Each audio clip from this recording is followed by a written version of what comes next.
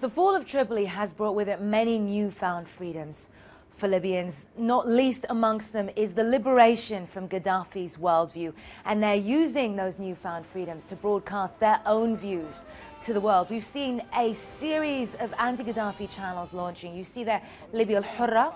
There is also Libya Awalan, which has dedicated discussion forums to dispelling what they're calling the Gaddafi-era mythology. And then there's Libya TV, which is continuously running on footage of the impact of Gaddafi's clampdown on the uprising. But Gaddafi himself also, of course, still has a voice, and he's trying to make sure that that is heard as widely as possible. Gaddafi loyalists are this week launching Al-Muqawama, Resistance TV. That comes in addition to the Syrian-based Array TV, which is hosting phone-ins from around the Arab world, they say, to allow people to express how they really feel about the opposition, who they're calling a foreign occupation brought in by Western crusaders. Now, Array is really interesting. CNN has obtained documents that show that Array was purchased from an Iraqi politician. Now, you can see in these documents that we're just going to bring up for you here, this letter is addressed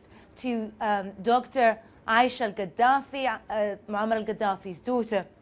And it talks about the handover, the completion of sale, the signing of a contract on the 1st of the 4th of this year, the sale having been completed from Mij'an al-Jabouri, an Iraqi politician. Now, Mij'an al-Jabouri actually is in exile in Syria. He had to leave Iraq after being indicted for the embezzlement of millions of dollars of government funds. He is suspected of funneling that funding to the Al-Qaeda affiliated Iraqi insurgency group, the Islamic State of Iraq.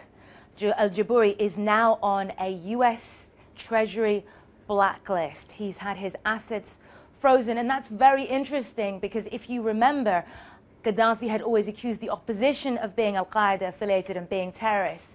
Mij'an al-Jabouri's daughter, Hosanna al-Jabouri, is still listed as the managing director of Array in the documents that CNN saw, and Array is also based in the Al-Jabouri family home in a suburb on the outskirts of Damascus. Now, we spoke to NATO, who said that they're very concerned by the continuing broadcast.